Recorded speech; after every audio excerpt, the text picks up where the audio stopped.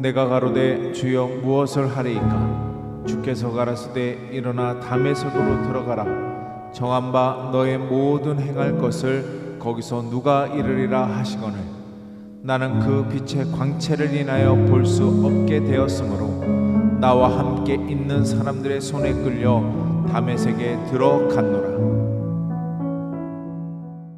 자, 오늘 설교 제목이 주여 내가 무엇을 하리이까입니다.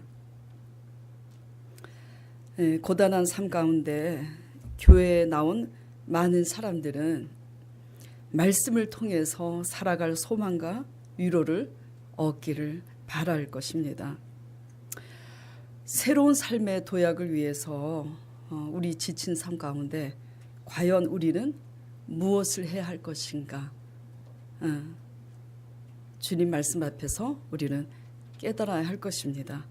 또 신앙의 경력과 경험이 오래된 자들은 이제 주를 위하여 무엇을 헌신하며 살아가야 할 것인가 또 자문해봐야 할 것입니다. 그렇죠? 그리고 이미 주를 위하여 현재 내가 무엇을 열심히 하고 있는 분들은 과연 그 열심이 주님이 나에게 원하는 열심인지 말씀을 통해 진단해보는 시간이 되었으면 좋겠습니다.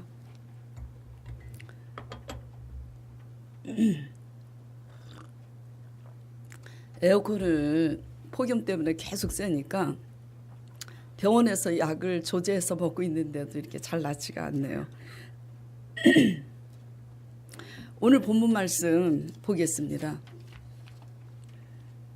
지금 사울이, 그죠? 사도 바울이 지금 되어가는 과정에 아주 중요한 질문을 던지는 말씀입니다. 내가 가로되 주여 무엇을 하리이까? 이 말씀은요, 이 질문은 언제 바울이 했냐면 여러분이 알고 계시겠지만 자신이 잘 믿는다고 확신하여서 그토록 그 열심으로 예수를 핍박하였는데 핍박하는 중에 그 예수가 초자연적인 빛 가운데 나타나셔서 어찌하여 나를 핍박하느냐 하심으로 그가 네 신이옵니까? 그렇게 물으니 너가 핍박하는 예수라 하거늘 그때 뭐죠? 주여 내가 무엇을 하리이까? 이렇게 질문한 내용입니다. 얼마나 놀랬겠어요. 그쵸? 왜 놀랬냐면 자신의 열심이 아주 잘 믿는 열심이라고 확고히 확신하면서 예수를 핍박했는데 이단이라고 그렇게 핍박했는데 그 예수가 다메섹 도상에서 초자연적인 큰 빛 가운데 나타나서 음성이 들리는 겁니다. 사울아 사울아 너가 나를 왜 핍박하느냐고. 그때서야 그 순간 혼란스럽습니다. 난 참 잘 믿었다고 생각했는데 그 예수가 나타나서 나를 핍박한다고 하니 그러면 내가 여지껏 핍박했던 그 예수쟁이들이 그럼 잘 믿고 있었단 말이네? 내가 지금 무슨 짓을 하고 있는 거야? 그 예수쟁이들을 결박하여 옥에 넘기고자 지금 그렇게 가고 있는데 그럼 나 이거 뭐가 잘못된 거지? 그럼 나 어떻게 해야 되는 거지? 그래서 지금 질문하는 겁니다. 주여 내가 무엇을 하리이까? 굉장히 혼란스럽습니다. 큰 혼란과 놀람 속에서 그는 이렇게 반문할 수밖에 없게 되었습니다. 주여 내가 무엇을 하리이까? 라는 질문에 주님께서 이렇게 대답을 하십니다. 주께서 가라사대 일어나 다메섹으로 들어가라. 정한 바 너희 모든 행할 것을 거기서 누가 이르리라. 지금 다메섹에 왜 들어간 거예요? 예수쟁이들을 결박하여서 옥에 넘기려고 가고 있는데 예수님께서 나타나셔서 너가 무엇을 앞으로 해야 되는지 거기서 이를 자가 있으니까 그걸 들으러 가라고 지금 나타나신 겁니다. 한마디로 뭐냐면 너가 이제부터 무엇을 해야 하는지 이르는 말을 들으러 가라. 그 자를 만나러 가라. 지금 이런 얘기예요. 그렇기 때문에 오늘 주제, 제목, 주여 내가 무엇을 하리이까? 라는 그 제목에 대한 첫 번째 답은 주님이 우리에게 원하시는 것은 첫 번째 뭐죠? 잘 들어야 하는 겁니다. 잘 들어야 하는 거예요. 잘 듣는 것은 어떻게 듣는 게 잘 듣는 건가? 답을 거기 써놨죠. 한마디로. 어떻게 들어야지 잘 듣는 거라고요? 믿음으로 듣는 거예요. 성령으로 듣는 거예요. 지식으로 듣는 게 아니라 소설책 읽듯이 역사 소설 읽듯이 지식으로 듣는 게 듣는 게 아닙니다. 가말리엘 그 문화에서 그 당시 인정하는 최고의 그 문화에서 그는 배웠습니다. 무엇을요? 하나님의 율법을. 그래서 사도 바울은 율법에 능통한 자였어요. 그래서 율법에 대해서 모르는 게 없었기 때문에 그는 자기가 많이 아는 그것에 의해서 하나님에 대한 열심이 아주 특심인 자로 예수를 따르는 자들을 이단이라고 생각하고 축출하기로 결단하고 그렇게 핍박을 하는 것이었습니다. 아는 것과 믿는 것은 달라요. 아는 것과 믿는 것은 정말 달라요. 귀신들도 하나님을 압니다. 아는 것과 믿는 것은 틀려요. 많이 안다고 잘 믿는 것은 아닙니다. 믿음은요, 성령의 조명이 있어야 믿어집니다. 전번 시간에 제가 설교를 뭘 가지고 했죠? 성령이 아니고서는 예수를 주라고 할 수 없다라는 그 말씀을 제가 설교를 드렸습니다. 그렇기 때문에 우리 자신이 바로 믿고 있는지 성령의 조명을 의지하여서 잘 듣는 귀가 열리기를 간절히 축원드립니다. 일전에 우리 권사님 얘기가 또 나오네요. 우리 권사님께서 반평생 알고 있던 대로 잘 지켜오던 신앙의 틀 가운데서 저희 교회에 오시게 되어서 제자 양육을 받으시던 중에 혼란스러워서 2년 넘어서야 바울이 주께 질문하듯이 무엇이 옳은 겁니까? 라는 질문을 하게 됐잖아요. 네. 네. 왜냐하면 목사님은 계속 잘못 믿는다고 얘기를 하고 있는다는 걸 깨달으니까. 그래서 권사님이 큐티 이 설교 끝나고 제자 양육 시간에 남편 안수 집사님을 보고 그렇게 말씀하셨어요. 여보, 우리는 아무리 큐티 발표를 잘해도 목사님께 칭찬을 못 들어. 우리 교회에서 칭찬 듣는 사람은 돌탕들이야. 왜 도대체 돌탕들은 아무것도 한 게 없는데 실컷 놀다가 와서 회개한 거 그거 하나밖에 없는데 11조를 해, 전도를 해, 기도를 해. 그런데 맨날 목사님은 돌탕들을 칭찬하고 우리는 칭찬을 못하니 얼마나 혼란스러웠겠어요. 그래서 그렇게 남편 안수 집사님에게 그런 이제 말씀을 하시다가 2년 넘어서야 질문을 했습니다. 도대체 목사님이 맨날 왜 저러시는지 알 수가 없다고. 어떻게 믿는 것이 옳습니까? 라고 질문을 했을 때에 성령께서 눈을 열어서 권사님 자신이 옳다고 여긴 그 틀이 틀렸음을 깨닫게 되셨다고 제가 일전에 간증을 드렸었잖아요. 그러시면서 권사님께서 아주 중요한 고백을 하셨어요. 어떤 고백을 하셨냐면은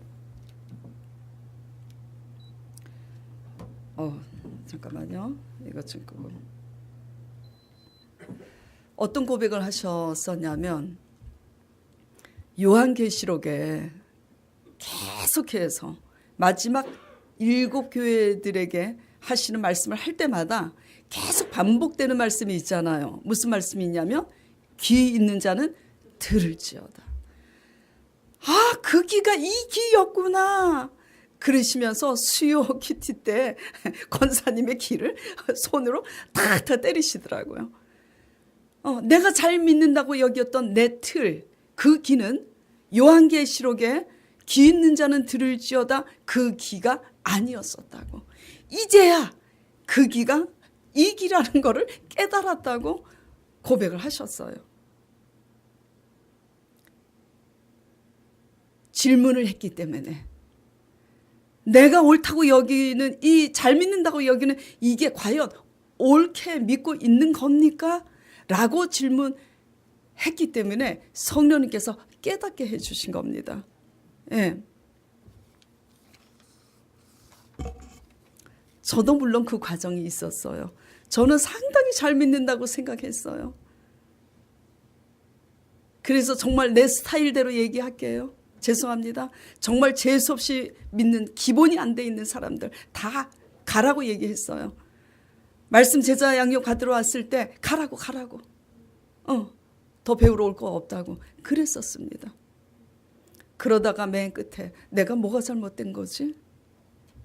말씀 배우러 오는 사람들이 시간 약속도 지키지 않으면서도 너무나 뻔뻔하게 죄송하다고 말 한마디 안 하는 그들, 기본이 안 돼 있는 그들, 말씀 배우러 와서 날마다 변명하고 믿음으로 반응하지 못하는 그들, 왜 배우고 있는 거지 도대체? 이해할 수 없었어요. 그래서 가라고 그랬습니다. 근데도 꾸역꾸역 나타났을 때 왜 오냐고. 당신 마음에 드는 제자 훈련 사역하는 사역자들을 찾아가시라고. 그런 일련의 과정 속에서 제가 참 잘 믿는다고 생각했기 때문에 그런 짓을 한 거 아니에요. 그렇죠? 근데 잘못 믿고 있다는 것을 알았습니다. 잘 가르치기는 했죠. 올바로. 그러나 그렇게 하는 내 자세가 잘못되어 있다는 것을 깨닫기까지는 상당한 시간이 걸렸습니다.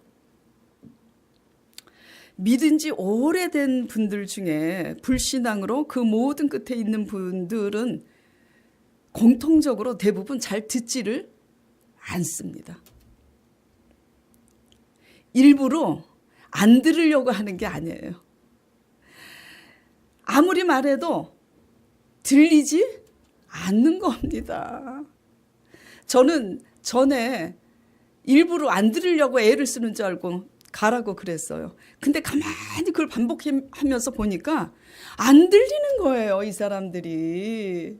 그 왜 도대체 안 들리는가 연구를 해보니까 불신앙이니까 안 들리는 겁니다. 근데 지금도 마찬가지예요. 그 끝에서 상담을 요청합니다. 여러 사람들이. 그런데 상담을 요청해서 제가 답을 제시를 합니다. 그런데 듣지 않으세요. 그 일부러 그러시는 게 아니라 안 들리니까 뭐만 계속 말씀하냐면 본인의 얘기만 계속 하는 겁니다. 이미 답을 제시하고 있는데 그 답에 대한 뭐죠? 반응은 할 줄을 몰라요. 이미 얘기해 줬는데 모릅니다. 그래서 계속 무슨 얘기만 하냐? 내가 이렇고 내가 이런 와중에 있고 이렇다. 이것만 계속 얘기해요. 그러니까 그 일에 대한 지금 그 어려운 난관을 극복하기 위해서는 이렇게 하셔야 됩니다. 제가 얘기를 해도요. 네, 그렇게 하겠습니다. 이렇게 하지 않아요. 계속 그것은 묵살하고 목사님 어떻게 해야 됩니까? 어떻게 해야 되느냐는 것을 얘기했는데 다시 리바이벌 하는 거예요. 그리고 또 일주일 있다가 또 상담합니다. 어떻게 해야 됩니까? 1년, 2년 내내 사역에 있어서 가장 힘든 게 이런 겁니다. 소통의 부재. 네. 사도 바울이 되기까지 극적인 지금 반전, 새로운 도약을 하기까지 사실 그가 한 것은 아무것도 없어요. 뭐밖에 없어요? 다시 들으라고. 다시 너에게 일러줄 사람이 있다. 그 하나님의 사람의, 성령에 붙잡힌 하나님의 사람에게 가서 다시 들으라고 해서 다시 듣고 깨달은 것밖에는 한 게 없어요. 그래요, 안 그래요? 예. 여러분, 사울이 사도 바울이 된 것처럼 지금 새로운 도약을 원하십니까? 그러면 여러분은요, 여러분 자신이 할 것이 아무것도 없다는 것을 깨닫길 바랍니다. 사도 바울이 뭔가를 하나님을 위해서 굉장히 한다고 생각했잖아요. 그래서 막 그 열심으로 핍박을 했잖아요.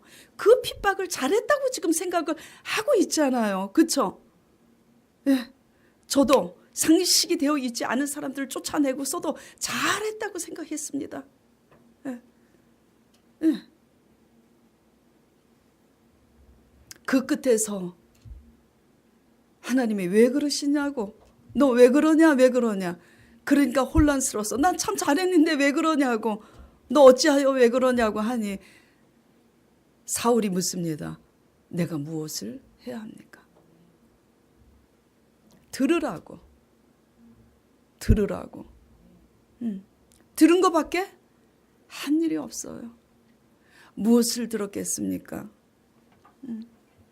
무엇을 들었냐면요,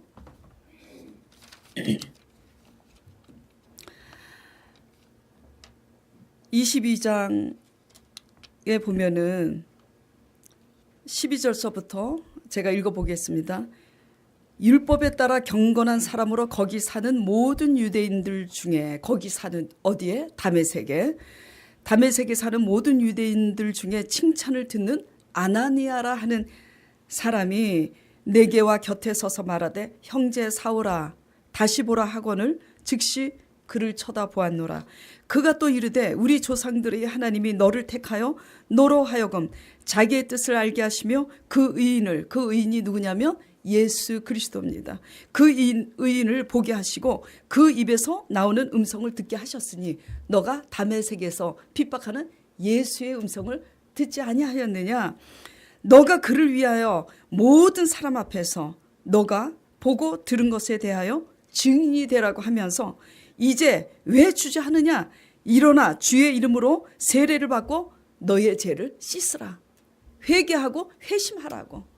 너가 예수를 핍박했던 그 모든 행동을 이제 돌이켜 회개하고 회심하여서 너와 같이 믿는 자들에게 가서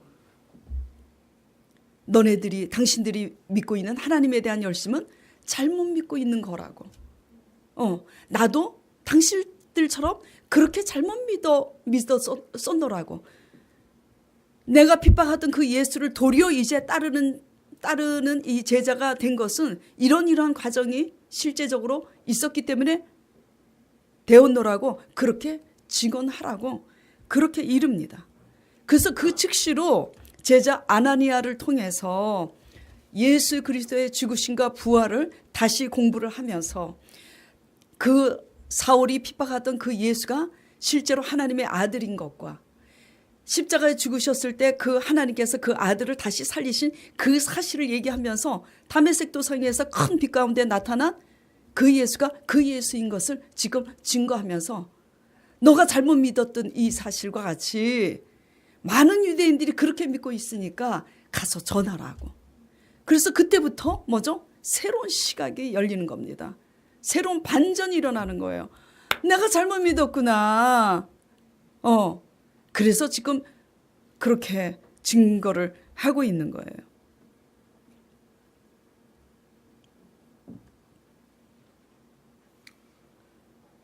오히려 예수를 핍박했는데 이제는 뭐죠? 그 예수를 전하는 자가 되었잖아요. 잘 들으시기 바랍니다. 믿음으로 듣지 않고요, 성령으로 깨닫지 아니하면은 우리가 안다고 생각하는 그 믿음이 가짜일 때가 많아요. 잘못 믿을 때가 상당히 많습니다. 여러분 자신이나 사랑하는 가족이 지금 어떤 어려운 가운데 처해 있습니까? 새로운 도약을 위해서 믿음으로 잘 듣길 바랍니다. 예. 어려운 가운데 있는 가족들에게는 나와서 하나님을 의지하면서 하나님의 말씀을 믿음으로 들어보라고. 그러면 새로운 도약이, 새로운 길이 열릴 거라고 여러분 가족들에게 전하며 기도하는 여러분 되시길 간절히 축원드립니다. 네. 자, 두 번째. 주여, 우리가 무엇을 해야 하오리까? 두 번째는 그 들은 것을 순종해야 합니다. 예.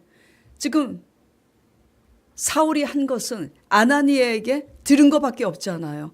그 전까지 사울이 했던 것은 잘 믿는다는 것 때문에 그 열심으로 예수님을 핍박한 잘못, 그 죄밖에 쌓아놓은 것이 없어요. 그래요, 안 그래요? 잘못된 열심입니다. 잘못된 열심의 그 끝에서 예수의 음성을 듣고 아나니에게 다시 재교육을 받으러 간 거예요. 그래서 믿음으로야 그때 성령의 조명으로 믿음으로 듣게 된 거잖아요. 믿음으로 듣고 나서 두 번째 한 일은 그 즉시로 뭐죠? 예수, 내가 핍박했던 그 예수가 곧 하나님의 아들인 것과 그 예수는 죽은 자 가운데서 사흘 만에 살아나신 부활하신 예수 그리스도임을 사람들에게 전하기 시작합니다. 그것 때문에 이제 고난을 당해요. 오히려 핍박을 했던 사울이 이제는 핍박을 당합니다. 당하는데도 계속해서 죽음을 불사하고 그 들은 복음에 대해서 순종함으로 나아갑니다. 두 번째 해야 될 것은 뭐냐면은 그 들은 것을 이 사도 바울과 같이 순종을 해야 하는데 순종할 때 반전이 일어나기 때문입니다.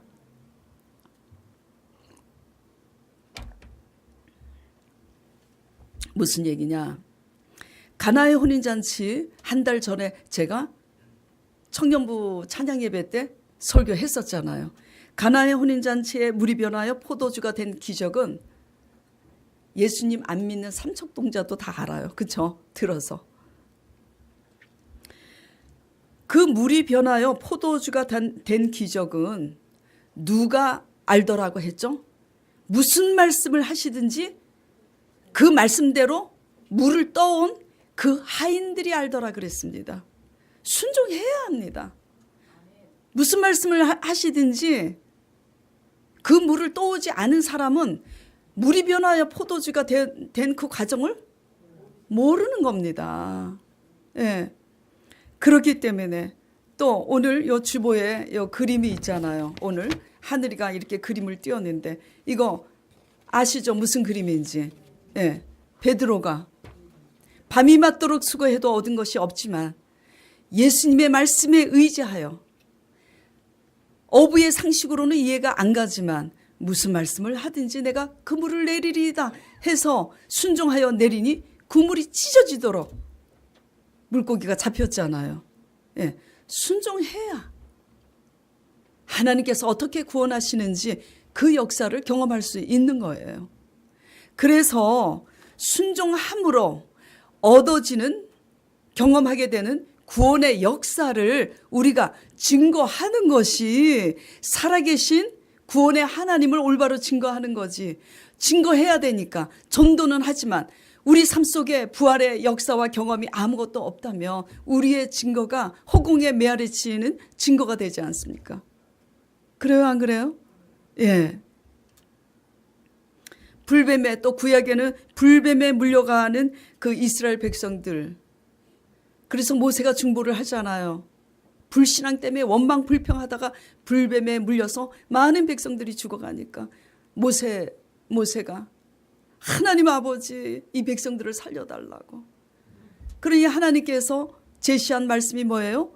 놋뱀을 만들어서 장대에 높이 다르래요. 그것을 본즉 살리라 말씀하세요. 희한합니다. 이해가 갑니까? 솔직히? 이해하고 믿으려고 하지 마세요. 예. 하나님은 이해의 대상이 아니에요. 믿고 순종할 대상이지. 하나님의 미련하심이 우리의 지혜보다 낫잖아요. 근데 자꾸 이해하려고. 이해가 됩니까? 예.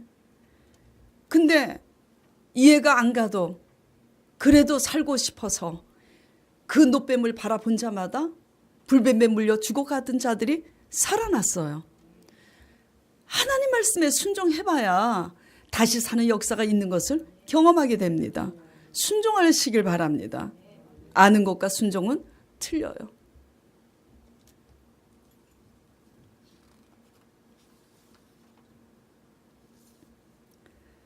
바울은 사도행전 9장에 보면요, 하나님께서 이미 일찍이 모든 이방인들과 임금들과 이스라엘 자손에게 예수의 이름을 증거하기 위하여 택한 그릇이라고 밝히고 있습니다. 나의 택한 그릇으로서 그가 내 이름을 위하여 또한 장차 받을 환난이 얼마나 큰지 그것도 말씀하고 계십니다. 지금 하나님의 계획대로 하나님의 때에 사울에게 나타나신 거예요.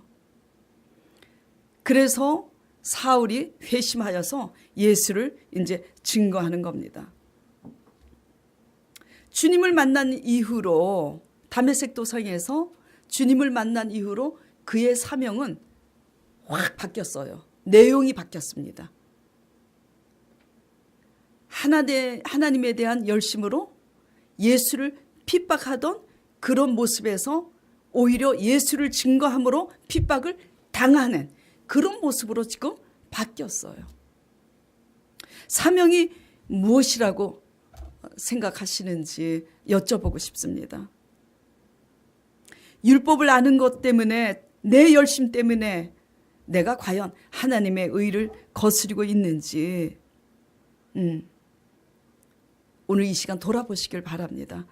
순종을 위해서는요, 우리가 가지고 있는 그 어떤 것 하나를 포기해야 합니다. 어떤 것도 포기하지 않고서는요, 순종을 뭐죠? 할 수가 없어요.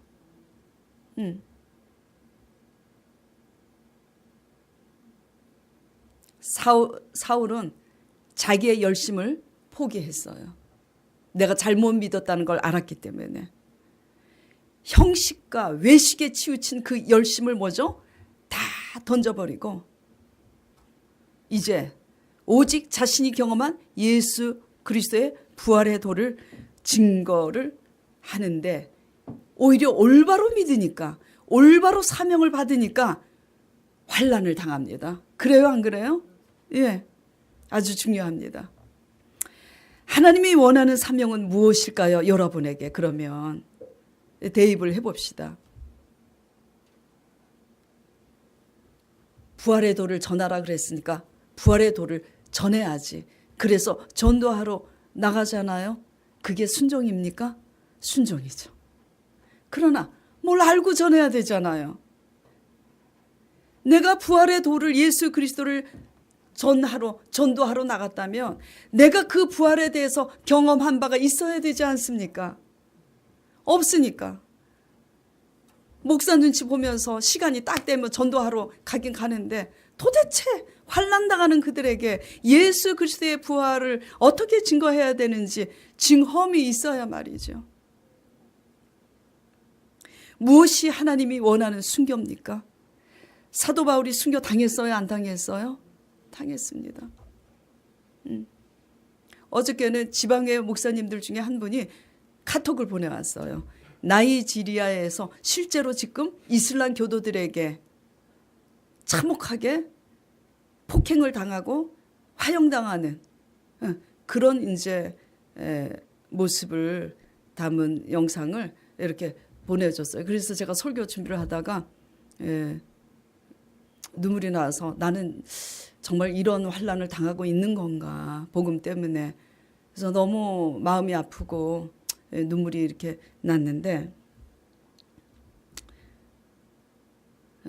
실제로 그 동영상이 실제 입증이 된 동영상인지 알 수가 없어서 우리 강 목사님하고 의논하다가 띄우지는 않기로 했습니다만, 무엇이 순교인가요? 예수님의 제자들이 다 결국 올바로 믿고 나서 순교했잖아요. 그러고 선교사로 나가서 다 순교를 하는데, 신앙 안에서 겉멋이 들어가지고 막 까딱하면 단기 선교 간다. 단기 선교 간다. 없는 돈에 돈 빌려갖고 단기 선교 막 다 갔다 오고, 단기 선교 갔다 왔는데 선교가 뭔지는 몰라 물어보면. 순교가 뭡니까 물어보면 꼭 해외로 단기 선교를 가야 선교입니까?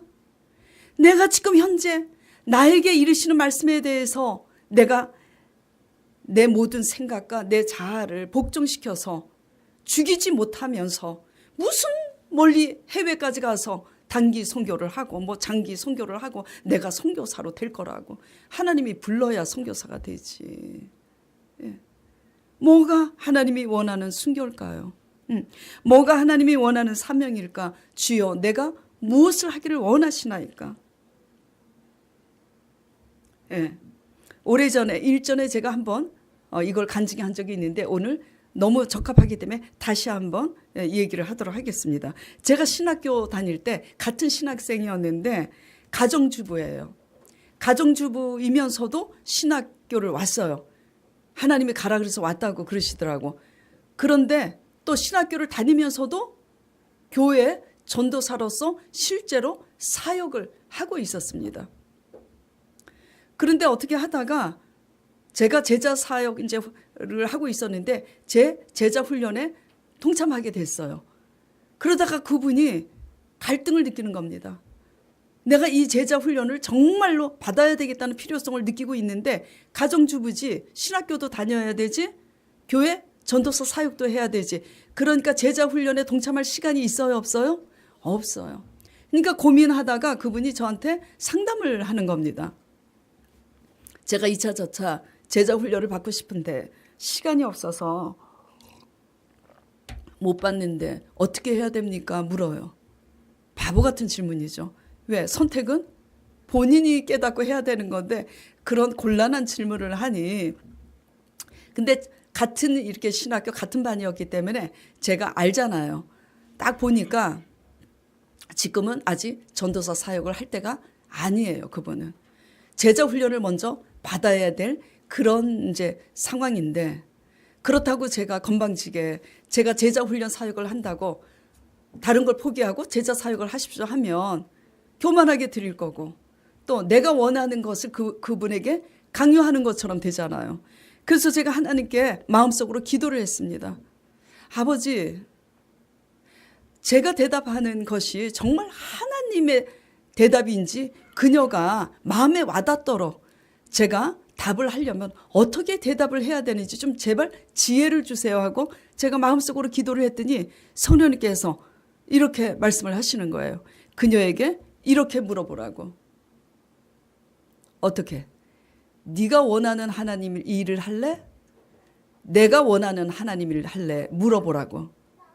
그래서 제가 물어봤습니다.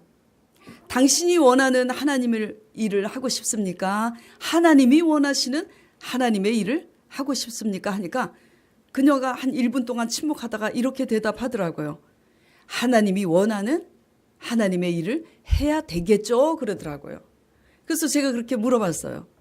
그러면 당신이 원하는 하나님의 일은 뭡니까? 그랬더니 내가 원하는 하나님의 일은 지금 교회에서 전도사 사역을 하고 있는 거래요. 왜 그래요? 그랬더니 거기서 돈도 주기 때문이래요. 왜? 신학교 등록금도 내야 되고 가정이 어려우니까 가정에 조금이라도 보탬이 돼야 되잖아요. 근데 하나님이 원하시는 하나님의 일은 그러면 뭐라고 생각하세요? 제가 여쭤봤어요. 그랬더니 먼저 제자 훈련이 돼야 된다는 거예요. 당신이 제자 훈련이 안 돼 있다는 걸 그러면 어떻게 깨달았습니까? 제가 물어봤어요. 또 그랬더니 그분이 이렇게 대답을 하더라고요. 당신은 전도를 잘한대요. 담대해갖고. 그래서 전도해서 그 교회에 끌어다 놓으면 담임 목사님이나 저나 어떻게 양육을 해야 되는지 모른다는 거예요. 그러니까 배가 고픈 이 성도들이 어디로 가냐면 다시 다른 교회 가서 말씀을 듣는다는 거예요. 전도해 놓으면 빠져나가고 전도해면 빠져나가고. 말씀의 은혜를 뭐죠? 양육을 충분히 받지 못하니까 배가 고픈 거예요. 그러니까 하나님이 원하시는 하나님의 일은 제자 훈련이랍니다. 그래서 제가 그랬어요. 그러면 선택은 이제 누가 해야 되는 거예요? 그러면 이제 선택은 당신이 알아서 하세요. 그랬더니 그분이 뭘 그만뒀냐면 전도사 사역을 포기했어요. 그리고 와서 제자 훈련을 했습니다. 받았습니다. 하나님의 뜻에 순종하기 위해선 뭔가 하나를 포기하지 않으면 할 수가 없어요. 다 이고지고 내 열심으로 하나님을 위해서 뭔가 많이 하고 있으니까 많이 한다고 생각하지만 그렇지 않습니다. 예. 자, 그러면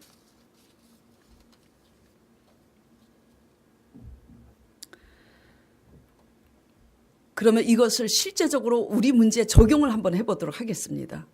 예.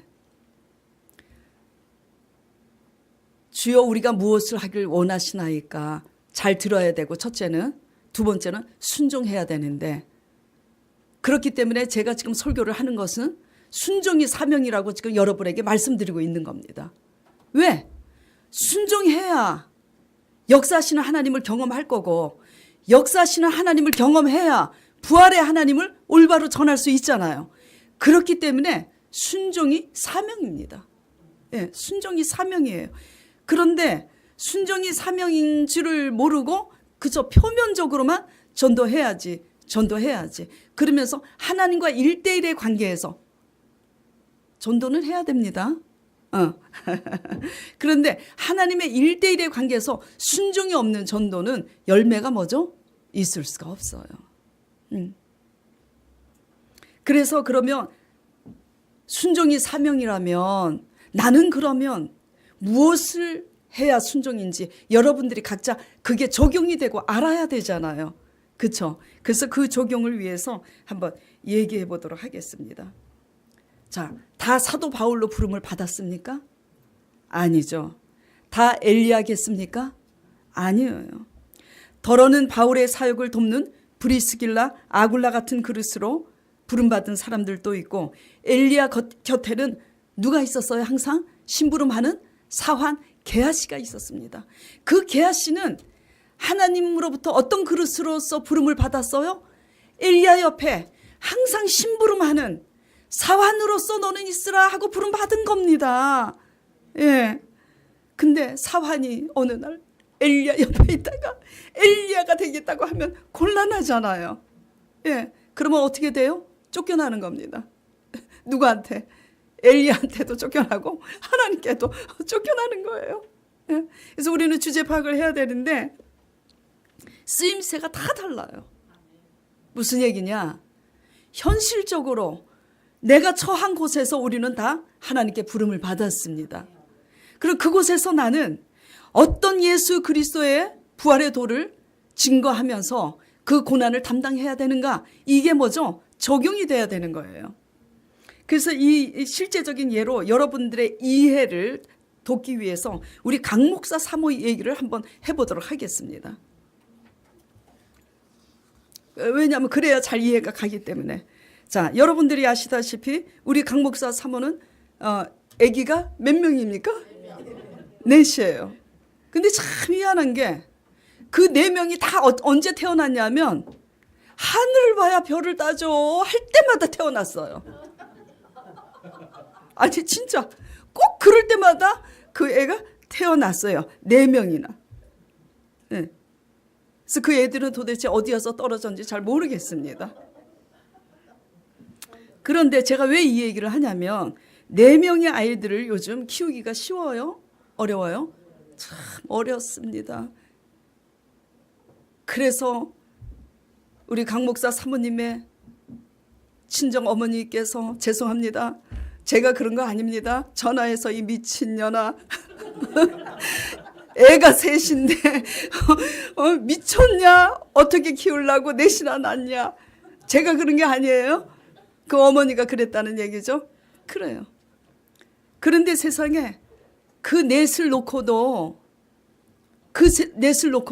이 강 목사 사모님이 저에게 이렇게 고백을 합니다. 목사님 교회에 지장 없도록 잘할게요 그러더라고요. 교회에 지장 없도록 잘할게요. 제가 뭐 강요하지 않았습니다. 그런데 애 넷 낳고도 스스로 스스로. 왜냐하면 하나님의 구원의 은혜를 맛봤기 때문에 교회에 지장 없도록 잘 하겠다고. 그래서 교회에 지장 없도록 하느라고 무지 애를 씁니다.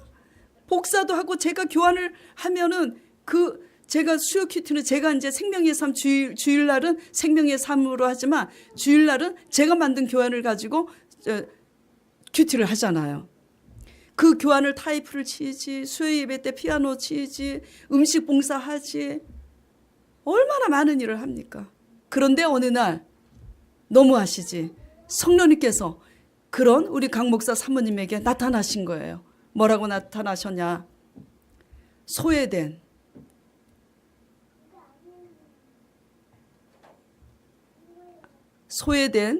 그 이웃에 한 아이가 있어요.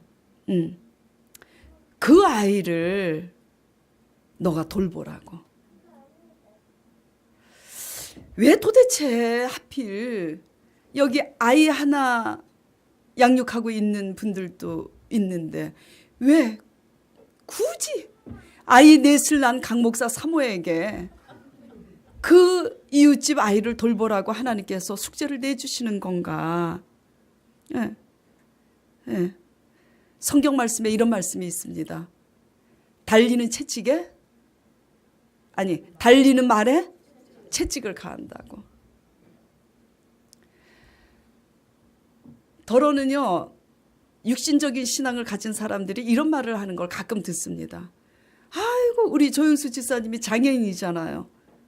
이 교회 담임 목사는 장애인을 부려먹는다고. 죄송하지만 저 안 부려먹었어요. 본인이 좋아서 하는 거지. 한 사람한테 들은 게 아니에요. 여러 사람한테 들었어요. 근데 한마디도 얘기를 하지 않았습니다. 왜? 얘기할 필요가 없어요. 다 스스로 때가 되면 깨닫게 되니까. 왜냐하면 봉사는 누가 하는 줄 아세요? 은혜 받은 사람들이 하는 겁니다.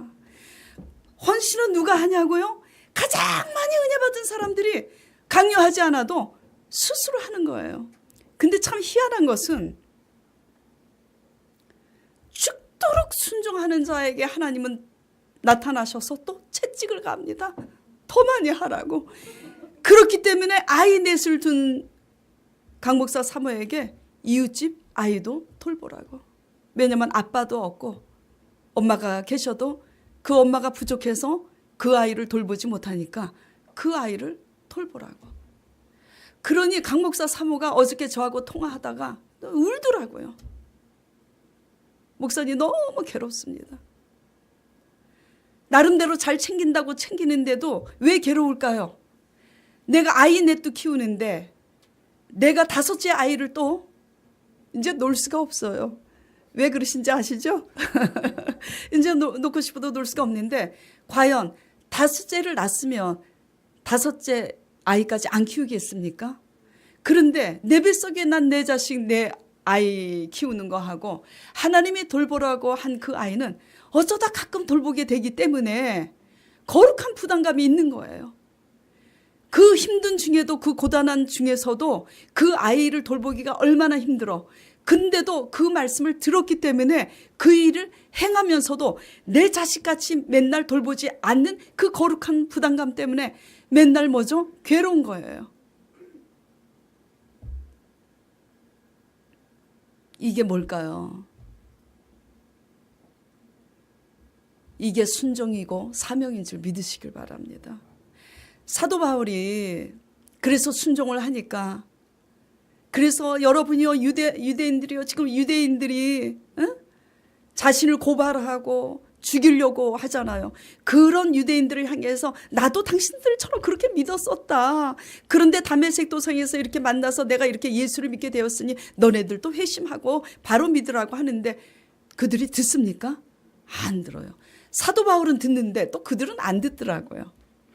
그러니까 하나님이 22장 본문 끝에 보면은 뭐라고 지시하시냐면 예루살렘을 떠나라 지시하십니다. 떠나서 어디로 가라고요? 로마로. 이방인 로마에게 가서 그들에게 증거하라고. 무슨 얘기냐? 순종함으로 환난을 당하는데도 그래도 순종할 생각이 있는 사람에게 또 로마로 이제 그만해라 이게 아니라 이제 로마로 가서 전하라고. 하나님은 순종하는 자에게 채찍을 또 가하십니다. 아무것도 하지 않는 자에게는 요구하지도 않아요. 그냥 네 멋대로 살다가 그냥 그렇게 가라고. 예. 웃을 일이 아닙니다. 예. 웃을 일이 아니에요. 예. 그렇게 해서 로마로 가서 그렇게 증거하다가 순교당하잖아요. 뭐가 사명이냐면요, 각자에게 꼭 또 그렇다고 음성에 목숨을 걸고 나는 강 목사 사모처럼 음성을 못 들어서 순종 못합니다, 이렇게 제발 하시지 마시고요, 하나님의 말씀을 들을 때 내가 이것을 해야 되는구나, 내가 여태까지 잘못 믿었구나 깨달았다면 그 깨닫는 것이 하나님의 음성입니다. 그리고 그 음성에 순종하는 것이 뭐죠? 여러분의 사명이라고 지금 말씀드리는 거예요. 뭐를 단기 선교를 가고 뭐 하나님이 부르지 않았는데도 막 신학교를 가고, 그래갖고 신학교 막 가가지고 내가 그냥 사환일 뿐인데 신학교 갔다는 것 때문에 그냥 엘리야가 갑자기 됐다고 생각해서 엘리야 보고 갓나라 콩나라 이렇게 이상하게 되는 겁니다. 그래서 예. 사명은요, 다 사울이에요? 다 사도 바울이에요? 다 엘리야예요? 아닙니다. 게하심은 사환 게하시의 모습으로서, 예. 차량 봉사하면은 차량 봉사자로서 각자 처해 있는 곳에서 하나님의 부름 속에서 내가 무엇을 순종해야 되는지 각자 다 삶이 고단하고 힘듭니다. 예. 불평이 많은 사람일수록 내가 얼마나 힘든데, 남의 고생은 다 고생도 아니야, 나같이 고생 한 사람 없을 거라고 다 그렇게 얘기를 해요. 근데 사실은 제가 객관적으로 보면 그분보다 고생한 사람 더 많아요. 예. 어떤 그릇은 5대양 6대주를 다니며 복음을 위해 고난을 받아야 한다면, 어떤 그릇은 남의 아이 하나, 내 아이도 더 많은데 남의 아이 하나 더 보살피는 것이 하나님과 1대1의 관계에서 하나님이 원하는 순종이고 사명인 줄 여러분이 깨닫길 바랍니다. 또 어떤 사람의 사명은 어떤 걸까요? 구약에 있어서 사울, 지금 사도 바울 말고 구약의 사울 왕에게 하나님께서 던진 말씀은 뭐예요? 아말렉 전쟁에서 승리한 후에 어떤 것도 취하지 말라 그랬잖아요. 전쟁 후에 탈취물을 취하는 것은 하나님의 뜻인데도 취하지 말라 그랬어요. 그게 뭐죠? 사울이 해야 될 사명이었던 것입니다. 근데 사울은 취했어요, 안 취했어요? 취했어요. 그래서 버림을 받았습니다. 이게 의미하는 바가 뭔지 깨닫는 기가 되시길 간절히 축원드립니다. 왜 그러한 것을 사울에게 원했을까? 사울은요, 그의 기념비를 세우고 싶어 했기 때문에 하나님께서 아무것도 취하지 말라 그랬어요. 이것을 오늘날 우리 모습으로 적용해 보면, 우리가 욕심이 많아서 그 욕심 때문에 가족을 돌아보지 못하고 내 욕심 따라서 더 많이 벌고자 애쓰고 힘쓰다가 내가 애쓴 만큼 그 많은 재물을 날렸어요. 그러면 그 끝에서 우리가 무엇을 해야 합니까? 하나님은 주만 바라보라고 그냥 있으라고 하면 있어야 됩니다. 왜? 내가 우리 욕심 때문에 우리가 그 욕심을 채우기 위해서 하다가 내 가족 돌보지 못하고 잃어버리고 재물도 잃어버렸으니, 사실 한 것 같아도 돌아보니까 한 것이 있어요, 없어요? 없습니다. 그러니까 잃어버린 것을 다시 찾기 위해서는 해야 할 것이 아무것도 없는 거예요.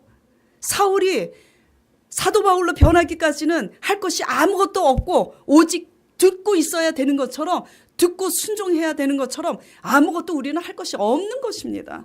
그 욕심의 끝에서 잃어버린 것이 많다면 우리는 그 끝에서 우리가 해야 되는 것은 오직 듣고 순종하는 것, 그것밖에 할 것이 없음을 깨달아야 합니다.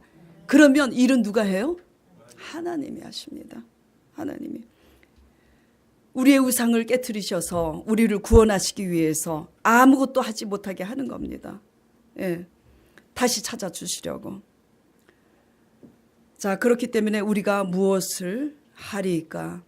이 주제 아래서 우리 자신을 돌아보면서 지금 우리가 하나님을 위해서 무엇을 하고 있다는 그 열심이 과연 1대1의 관계에서 하나님께서 내게 원하는 순종으로 하는 열심인지 돌아보시며, 우리 양심에 하나님께서 하시길 원하시는 그 열심에 순종하는 저와 여러분 되시길 간절히 축원드립니다.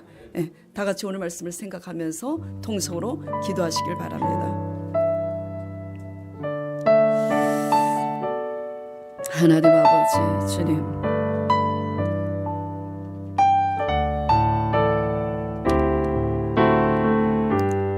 사울이 그토록 열심을 가지고 율법을 그 어느 누구보다도 율법에 대해서 능통한 자로 하나님에 대해서 열심을 다하면서 자신이 믿는 믿음이 옳다고 생각한 그 모든 끝에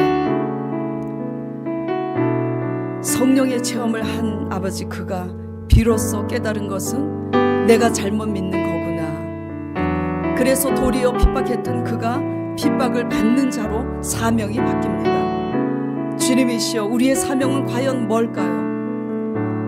다 사울이 될 수 없고 다 엘리야가 될 수가 없습니다. 주님이시여, 우리 각자 처한 곳에서 각자 일하는 일터에서 내가 예수 그리스도를 올바로 증거하시기 위해서는 예수 그리스도를 닮는 변화된 새 사람이 되어야 할 것이며, 순종함으로써 대신 살아주시는 구원의 하나님의 놀란 그 경험을 경험할 때 부활의 도에 대해서 우리가 이해할 수 있습니다. 그래서 우리가 경험한 그 부활의 도를 가지고 나가서 우리 이웃과 친구와 친척들에게 증거해야 되는 줄 압니다. 잘 믿음으로 듣고 잘 순종함으로 부활하신 구원의 하나님의 역사를 경험하여서 사도 바울과 같은 그릇이 아닐지라도 우리 처한 곳에서 그렇게 부활의 도를 전하는 신실한 그리스도인들이 될 수 있도록 축복하여 주시옵소서. 예수 그리스도 이름으로 간절히 기도드리옵나이다. 아멘.